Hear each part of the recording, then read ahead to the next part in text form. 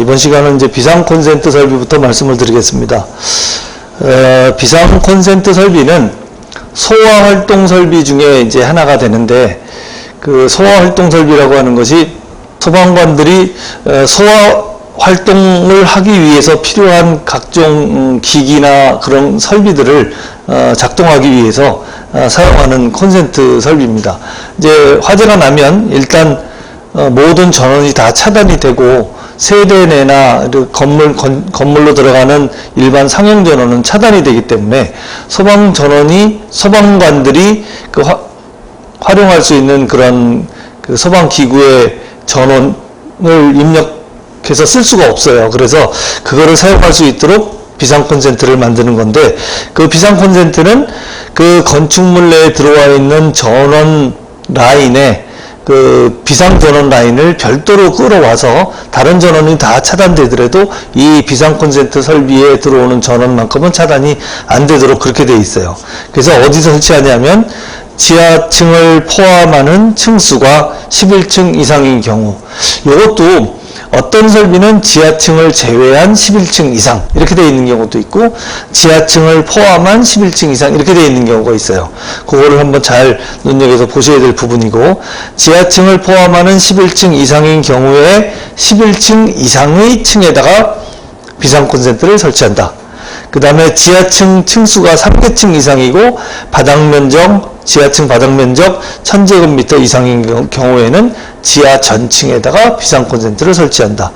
지하 가중 터널로 500m 이상인 곳에 대해서 이 비상 콘센트를 설치한다 해서 설치 대상이 나와 있고요. 이 비상 콘센트에 나와 있는 전원은 예전에는 단상과 110V와 220V 이렇게 되어 있는데, 지금은 이제 단상 3상이 되어 있는데, 지금 거의 다 이제 단상인데 220V에 그 전원이 들어가게 되어 있어요. 220V 1.5 kVA 이렇게. 요거는 전원 공급 용량이고, 얘는 전압이고 전기적인 압력이고, 얘는 전력 용량이에요.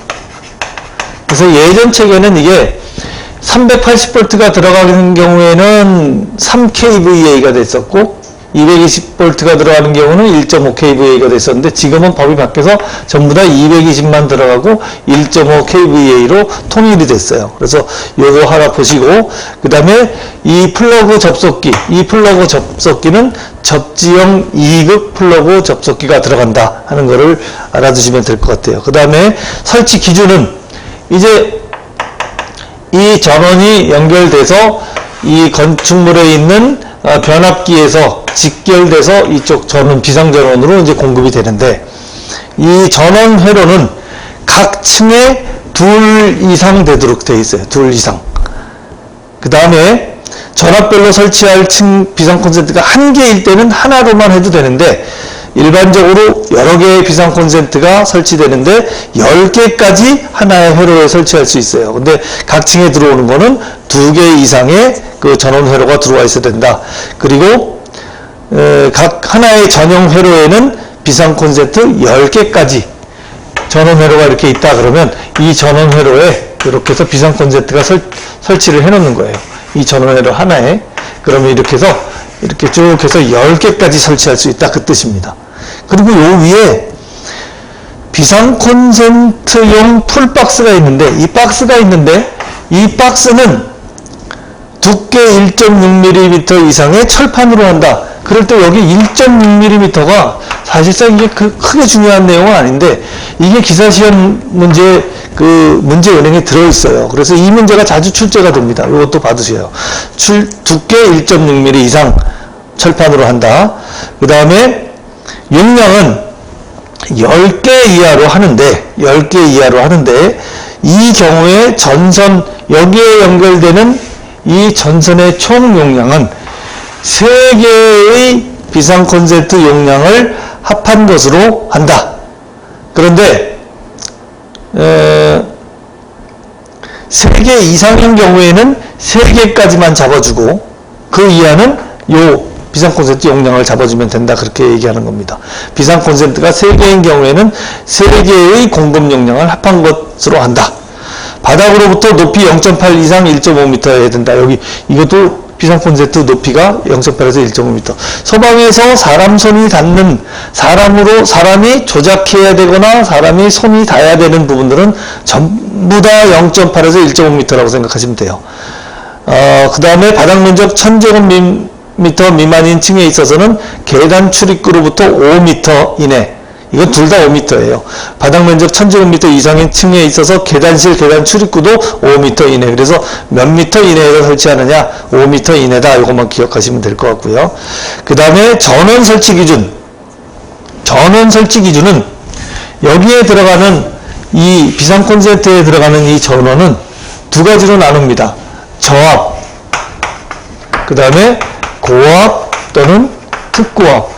이 전원의 종류가 저압, 고압, 특고압 세 종류가 있는데, 저압은 600V 이하를 말하는 거고, 그 다음에 고압은 7000V 이하를 얘기하는 거고, 특고압은 7000V를 초과한 전압을 얘기하는 거예요. 그런데 요거를 저압인 경우에는 인입계폐기 직후에서 따서 쓰면 되는 거고, 인입계폐기 직후에서 가져다가 비상 콘센트 전원으로, 이 전원선으로 연결해서 쓰면 되는 거고, 특고압인 경우에는, 고압이나 특고압인 경우에는 뭐라고 그랬냐면, 전력용 변압기가 1차 측과 2차 측이 있어요.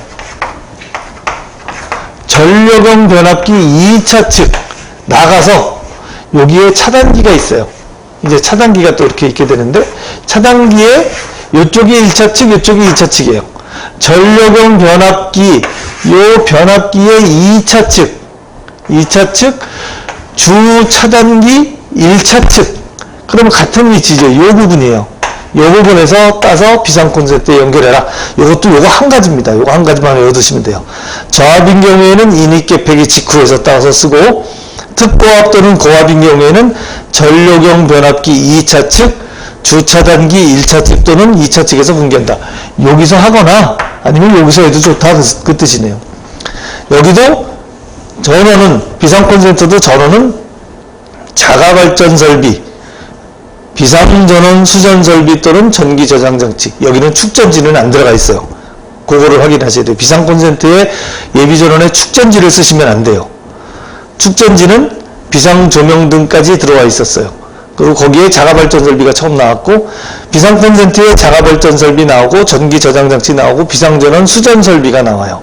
비상전원 수전 설비도 비상 콘센트에 처음 나왔으니까 그것만 좀 봐두시면 될 것 같아요. 그 다음에 자가발전 설비 설치 기준이 5가지가 나오는데, 요거는 자가발전 설비를 쓰는 어떤 설비든지 다 똑같은 기준을 적용을 하고 있으니까 한 번만 보시면 되는데, 여기에 자가발전 설비도 시간은 똑같이 20분 이상입니다. 20분 이상. 그래서 예비전원에 해당되는 것으로 20분 이상이면 된다. 그래서 비상 콘센트는 요 이상에 대한 내용은 없어요. 요거만 잘 봐두시면 됩니다. 220V 전압에 대한 거, 전력 용량에 대한 거, 그 다음에 여기 풀박스의 두께, 그 다음에 여기 전원의 위치, 어디서 빼서 쓰느냐, 그런 것들, 그 다음에 몇 개까지 쓸 수 있느냐, 10개까지.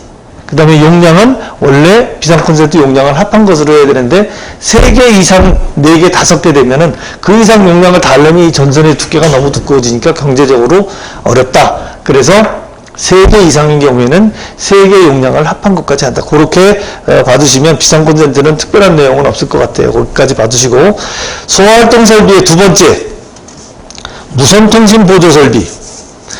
이 무선통신 보조 설비는 이것도 역시 소방관들이 사용하는 설비예요. 요 무전기를 사용하는데 건축물이 이렇게 있다. 그런데 여기가 지상이고 여기 1, 2, 3, 4, 5층이고 여기가 지하 1층, 지하 2층 이렇게 돼요. 이렇게 되면 소방관들이 지하층으로 내려가서 소화활동 설비를 해요. 막 이제 소화활동을 해요. 불을 끄려고 막 왔다 갔다 하는데 무전기를 가지고 있단 말이죠. 무전기를 가지고 있는데 지상에 지휘본부가 있어요. 지휘본부가 지상에 있는데 이 지휘본부에서 이 밑에 있는 사람하고 통신을 해서 어떻게 화재를 하고 화재 진압을 하고 어떻게 대피를 하고 이런 것들을 지시를 하게 되거든요. 그런데 지하로 내려가면 여러분도 알다시피 지상에서는 통신이 잘 되지만 지하 땅 밑으로 내려가면 통신이 안 돼요. 그러니까 어떻게 하냐면 이 땅 밑에다가 미리 사전에 이렇게 해서 안테나를 설치해 놓는 거예요. 여러분들 휴대폰 같은 경우도 지하에 가면 다 이 통신이 되는 것들이 안테나가 있어서 통신이 되는 거거든요. 그래서 이 통신을 하도록 이렇게 놓고 요 위에 이 단자대를 하나 이렇게 만들어 놔서 여기다 연결시켜 놔요. 그러면 지상에 있는 소방관이 자기가 가지고 있는 이 무전기를 여기다가 연결시키면 이 무전기 안테나하고 이쪽에서 이 사람이 가지고 있는 이 무전기가 이 안테나를 통해서 이 지상에 있는 사람들하고 연결이 된다는 거예요. 그래서 이 설비를 무선통신 보조 설비다 그래요. 그래서 여기 안테나를 어떤 거로 하느냐에 따라서 누설 동축 케이블 방식 또는 이제 접시형 안테나가 이렇게 들어가면 이거는 안테나 방식과 누설 동축 케이블 방식 두 가지가 있어요. 그래서 얘가 여기 이제 분배기라고 하는 것을 통해서 신호가 분배되고 전달돼서 이 지상에 있는 단자대까지 올라오고 이 단자대에는 소방관들이 자기 무전기를 유선으로 연결을 해서 이 아래 사람하고 연결하도록 그렇게 되어 있는 설비예요. 그래서 이 무선통신 보조 설비는 설치 대상이 지하가로서가 기본이에요. 지하가로서 1000제곱미터 이상인 경우에 면적이, 그 다음에 지하층 바닥 면적 합계가 3000제곱미터 이상인 것 또는 지하층 층수가 3개층 이상이고 바닥 면적 1000제곱미터 이상인 것은 지하 전층에다 설치하고 터널 길이가 500m 이상인 곳에 설치하고 지하구로 규정된 공동구에 설치한다. 이렇게 돼 있어요. 구성 요소는 누설 동축 케이블 방식에는 누설 동축 케이블이 안테나 역할을 하는 거예요. 그 다음에 분배기, 누설 동축 케이블과 분배기를 연결할 수 있는 동축 케이블. 그 다음에 무선기기 접속 단자, 또 증폭기, 앰프가 있어요. 증폭기, 그 다음에 이 누설 동축 케이블 끝쪽에 연결되는 무반사 종단 저항이 있어요. 자동화재 탐지 설비에서 감지기 회로 끝부분에 종단 저항을 하게 돼 있어요. 앞서서 말씀드린 내용인데, 종단 저항은 도통시험을 원활하게 하기 위해서 종단 저항을 달아요. 도통시험을 회로가 끌어졌나 안 끌어졌나를 확인하기 위해서 종단 저항을 다는데, 여기에 설치된 이 무반사 종단 저항은 전파 교란을 방지하는 거예요. 그래서 앞에 반드시 무반사라는 말이 붙어야 돼요. 무선통신 보조설비 누설 동축 케이블 끝단에 설치하는 게 무엇이냐라고 물어보면 무반사 종단 저항이에요. 그런데 이거를 왜 설치하냐고 물어보면 전파 교란 방지로 답을 하시면 돼요. 요게 기사 시험에 1차 시험에도 나오고 2차 시험에도 나오는 거예요. 객관식에도 나오고 주관식에도 나온다. 그거를 기억을 해두시면 좋을 것 같아요. 그리고 이제 분파기라고 하고 있는데, 이것들은 서로 다른 주파수가 들어왔을 때 그 주파수를 잘 정리해서 전달해주는 그런 것들이 분파기예요. 그래서 여기 보면 무선통신 보조설비의 주요 구성이 분배기, 분파기, 증폭기, 그 다음에 누설 동축 케이블, 뭐 이런 것들이 주요 구성 요소다. 안테나 방식에도 똑같아요. 안테나가 누설 동축 케이블을 이용하지 않고 일반 접시형 안테나 같은 거를 이용을 하는데, 그 안테나 또는 분배기, 동축 케이블 나머지는 다 똑같아요. 누설 동축 케이블 방식에서의 설치 기준. 누설 동축 케이블 소방 전용 주파수대에서 전파의 전송 또는 복사에 적합한 곳으로 사용을 하는데, 소방 전용으로 하는데, 소방대 상호 간에 무선 연락에 지장이 없는 경우에는 다른 용도와 겸용으로 사용해도 좋다. 근데 이거를 객관식 시험에서 누설 동축 케이블을 다른 용도와 겸용해서 사용할 수 없다. 이렇게 나오고 맞는 건지 틀리는 건지 고르라 그래요. 다른 용도와 겸용으로 사용할 수 있다. 다만 무선 연락에 지장이 없는 경우 이렇게 단서 조건이 붙어 있지만 사용할 수 있다는 거예요. 그 다음에 누설 동축 케이블은 4m마다 금속재 또는 자기재로 고정시킬 수 있도록 해야 된다. 그래서 4m 요거를 받으시고, 그 다음에 누설 동축 케이블은 고압 전로로부터, 이 누설 동축 케이블은 고압 전로로부터 1.5m 이상 떨어진 곳에 설치해야 된다. 고압 전로가 있으면 1.5m 이상 떨어진 곳에 설치해야 되는데, 다만 여기에 정전기 차폐 장치라고 하는 것을 설치하면 그러지 않아도 된다. 그런데 뭐 이게 뭔지가 중요하진 않고 괄호해 놓고 여기를 채워놓으시오 그래요. 뭐를 설치하면 그러지 않아도 되느냐라고 물어봅니다. 그래서 정전기 차폐 장치. 그 다음에 누설 동축 케이블 끝부분에 아까 말씀드린 대로 무반사 종단 저항을 설치해야 된다. 전파 교란을 방지하기 위해서. 그 다음에 누설 동축 케이블 또는 동축 케이블, 여기까지는 누설 동축 케이블이고 여기서 연결하는 거는 동축 케이블이에요.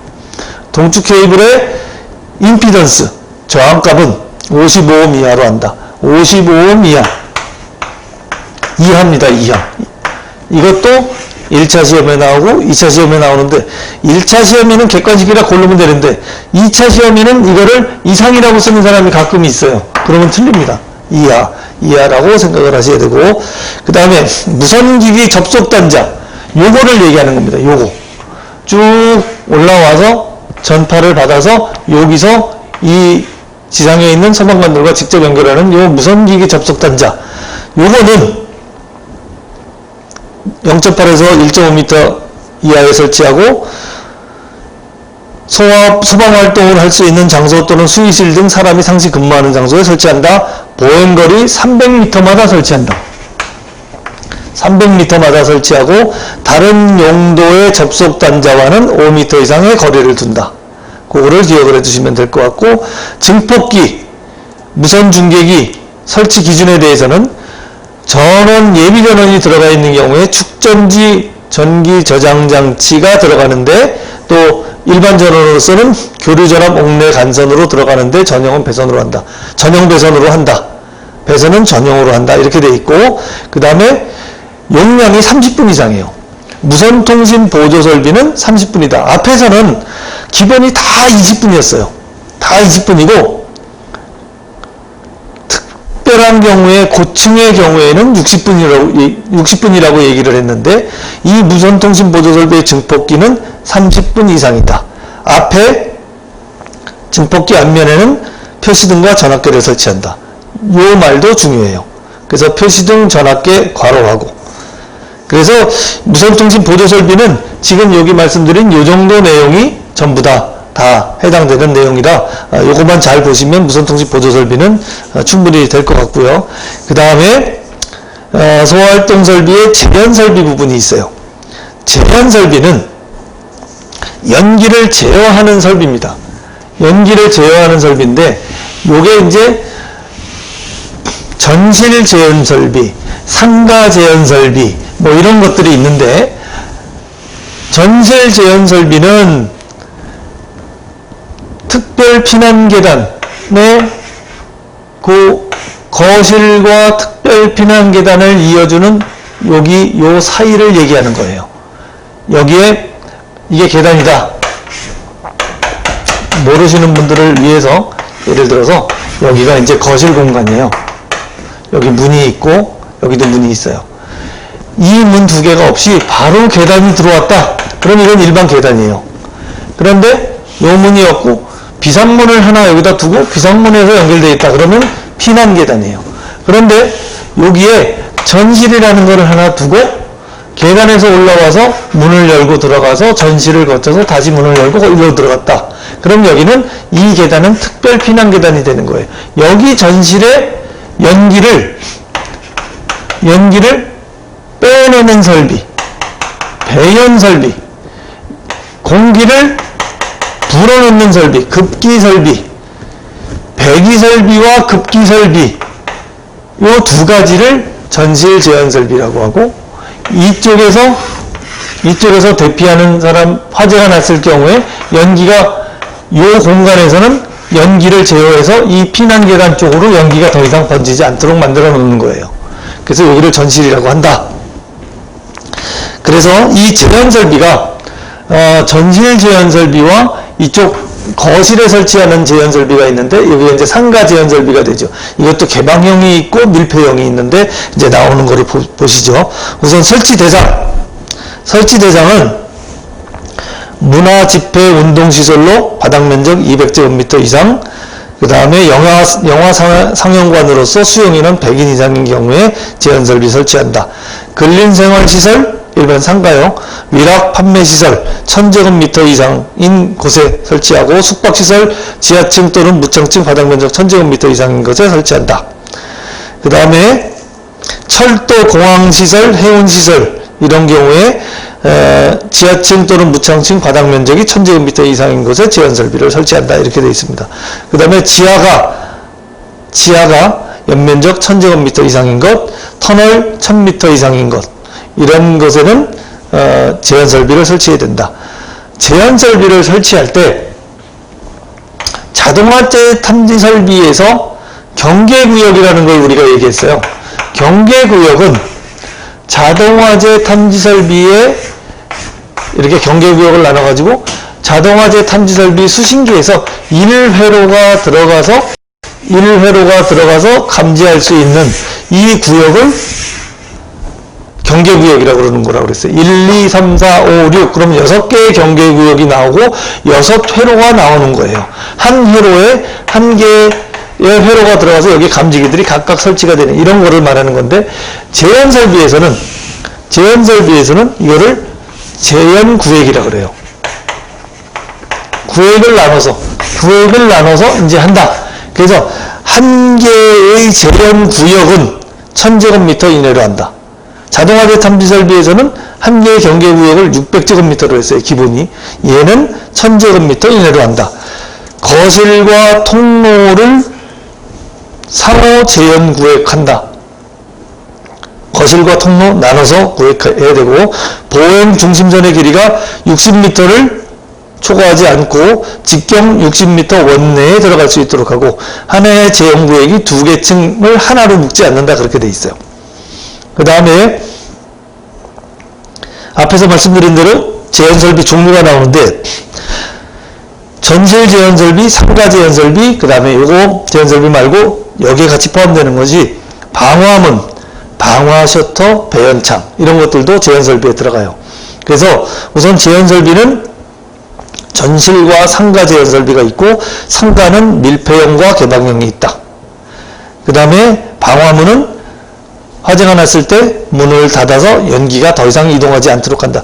제한설비는 연기를 빼주거나 연기의 이동을 차단하는 것을 말하는 거죠.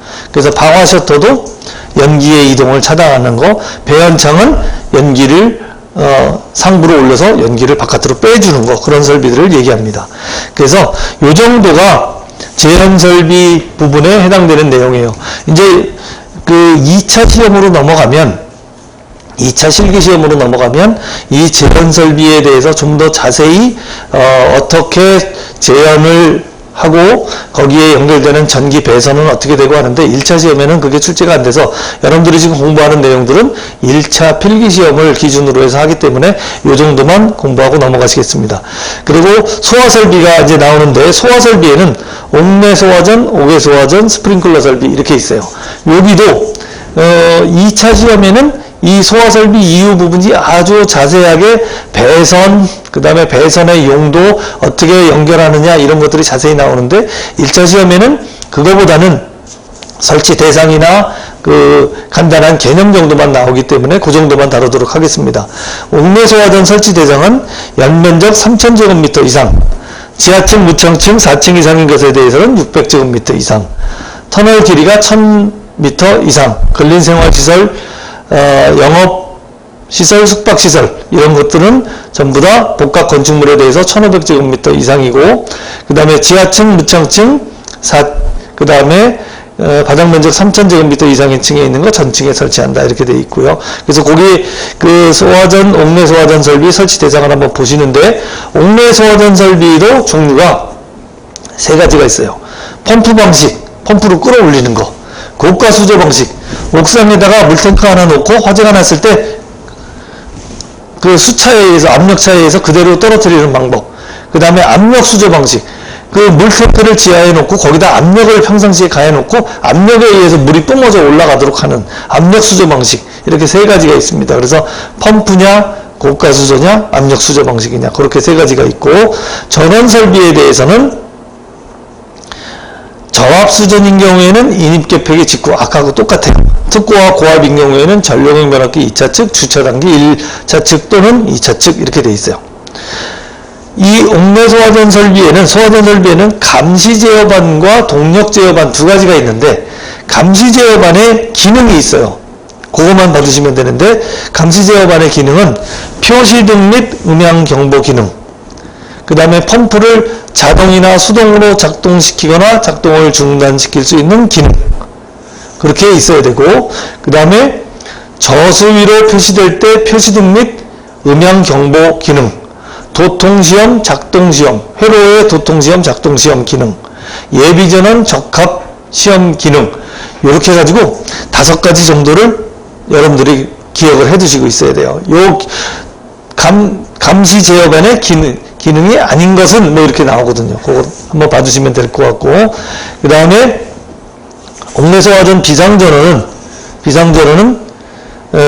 설치를 해야 되는데, 지하층 제외한 층수가 7층 이상 2000제곱미터 이상, 그 다음에 바닥의 면적이 3000제곱미터 이상, 여기에 비상전원 설치하는데, 자가발전 설비, 축전지 설비, 전기 저장 장치, 요거 세 가지만 봐두시는 거예요. 자가발전 설비, 축전지, 전기 저장 장치, 그리고 20분 이상 그렇게 봐두시면 되고, 그 다음에 옥외 소화전 설비는 설치 대상만 한번 봐두시고, 나머지 기준에 대해서는 똑같아요. 전원 설치 기준이나 감시 제어반이나 동력 제어반이나 나머지는 다 똑같으니까 옥외 소화전 설비는 설치 대상만 한번 봐주시면 될 것 같고, 스프링클러 설비는 세 가지가 있어요. 습식, 건식, 준비작동식. 습식 스프링클러 설비는 그 배관 내에 물이 항상 들어와 있어요. 그래서 어떻게 되어 있는 거냐면, 예를 들면 이쪽에 물탱크가 있고 여기 스프링클러가 이렇게 돼 있으면 여기 스프링클러가 이렇게 있어요. 그러면 이 스프링클러 입구까지 물이 꽉 차 있는 거예요. 여기까지 물이 꽉 차 있어요. 그래서 요 스프링클러 요 앞에 여기에 열이 가해져가지고 여기에 있는 게 탁 열리면 이 안에 있는 물이 그대로 쏟아져 내려오는 거예요. 이거는 습식 스프링클러인데, 이런 경우는 겨울철에 이 배관이 얼면은 못 써요. 쓸 수가 없잖아요. 배관이 얼면. 여기다가 이제 배관 얼지 말라고 뭐 여러 가지 설비들도 하는데, 그래서 여기를 비워놔요. 그리고 여기다가 펌프를 하나 이렇게 놓고, 펌프를 여기다가 이렇게 놓고서는 이걸 어떻게, 여기다가 뭐 이렇게 연결됐다 하죠. 이렇게 연결됐다 하고, 화재가 나면 이 펌프가 막 돌아요. 건식인 경우에는 평상시에는 이 배관이 텅텅 비어 있어요. 이 물탱크에만 물이 차 있어요. 그러다가 화재가 나면 이 펌프가 돌아서 이 물을 끌어올리는 거예요. 물을 끌어올려서 여기까지 가요. 그러니까 평상시에는 이 배관이 비어 있으니까 겨울철에 얼 염려가 없는데, 만약에 이 펌프가 고장나거나 화재가 났는데 이 펌프가 올라가는 시간이 너무 오래 걸린다, 그럴 경우에 문제가 되는 경우가 있어서, 건식도 장점이 있고 단점이 있어요. 습식도 장점이 있고 단점이 있어요. 그래서 이거를 중간쯤에까지 물을 끌어올려서 갖다 놔요. 그리고 이쪽에다가 감지기를 하나 이렇게 갖다 놓고, 감지기가 동작하면 물을 쫙 끌어올려요. 감지기가 동작하면 물을 끌어올려서 여기까지 놓고 평상시에는 여기까지만 물을 갖다 놓고 그냥 놔두고 있다가 감지기가 여기 있는 감지기가 동작을 하면 물을 끌어올려서 여기까지 가고 얘가 터지면 바로 나오게. 요거는 습식과 건식을 합쳐놓은 거죠. 보강해 놓은 거예요. 요거는 준비 작동식이라 그래요. 그래서 준비 작동식 스프링클러가 건식과 습식의 장단점을 보완해 놓은 거다. 그래서 여기에 뭐 솔레노이드 밸브 기동 스위치, 템퍼 스위치, 압력 스위치, 수동 조작감 이런 용어들이 나오는데 여기에서 솔레노이드 밸브는 기동하는 스위치고 템퍼 스위치는 지금 여기 스위치가 켜져 있나 꺼져 있나를 확인하는 그런 내용의 템퍼 스위치가 있어요.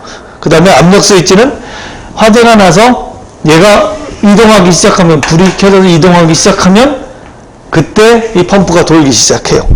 그 압력 스위치가 있고 그래서 그런 것들을 보시고 스프링클러 전원도 똑같아요. 상용 전원은 저압 수전인 경우와 특고압 고압 수전인 경우를 나눠서 앞에서와 똑같은 내용으로 보시면 되겠고 그 다음에 제어반도 앞에서 옥내소화전 제어반하고 거의 같은 내용으로 표시등, 음향경보 기능, 수동 자동 작동 기능 뭐 이런 내용들이 있고 음향장치 헤드가 개방되면 유수 검지 장치가 동작을 하고 그거에 따라서 사이렌이 울리든 경종이 울리든 합니다. 그 음향장치는 자동화재 탐지 설비에서 마찬가지로 25m마다 있어야 된다 하는 겁니다.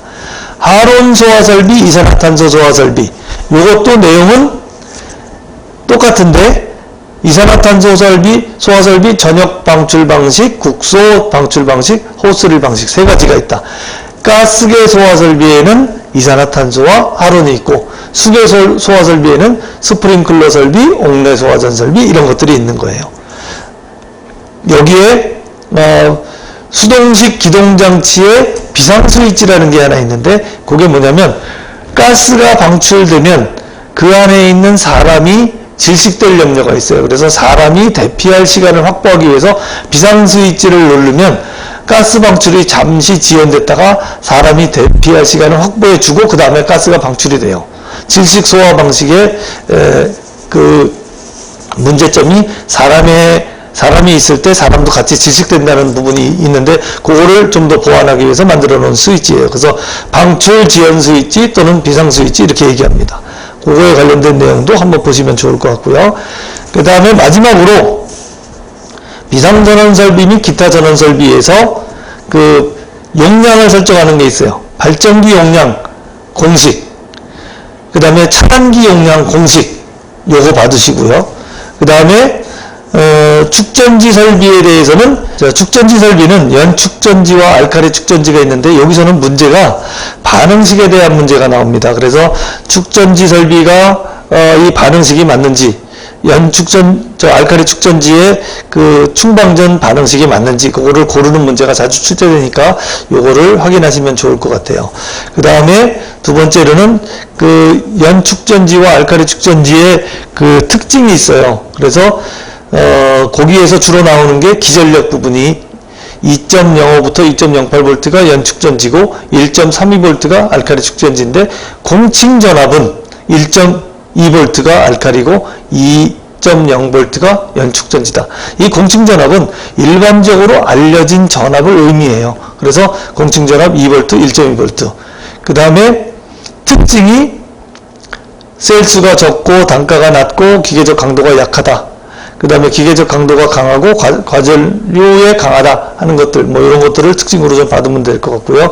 축전지 용량 C는 L분의 1 KI 여기에 L은 보수율, I는 방전전류, K는 방전 용량, 환산 시간 이런 것들이 출제가 됩니다. 요거는 1차 시험에는 이렇게 수식에 대한 걸 물어보고 2차 시험에는 계산하라고 나와요.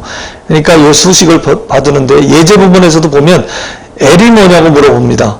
그런 식으로 여기에 그 수식을 잘 머릿속에 이렇게 기억을 해 두시고 2차 시험 보러 갈 때는 계산을 해야 된다는 거. 그 다음에 배선 및 간선 부분에 대해서는 여기에 그 기호 OW, DV, IV 이런 부분이 어떤 선전을 의미하느냐. IV가 600V 비닐 절연 전선이다 하는 거 그런 것들을 받으시면 될 것 같아요. 그리고 케이블도 마찬가지로 EV 케이블, CV 케이블 어떤 거를, 어떤 케이블을 의미하느냐 하는 것들을 봐주시면 될 것 같고, 배선기호 부분이 2차 시험에 이거 자주 수제되는데, 배선기호 부분도 그림 기호와 명칭을 물어보는 문제가 자주 나옵니다. 이렇게 해서 소방설비 시설 구조 원리에 대한 거를 전반적으로 한번 훑어봤습니다. 여러분들이 이 소방시설 구조 원리는 화재 안전 기준에 대한 내용이 60~70%를 차지하기 때문에 각 내용에 대해서 화재 안전 기준에 해당하는 부분을 잘 암기해 두시면 시험 문제 풀이에 많은 도움이 되실 거라고 생각합니다. 이상 마치겠습니다.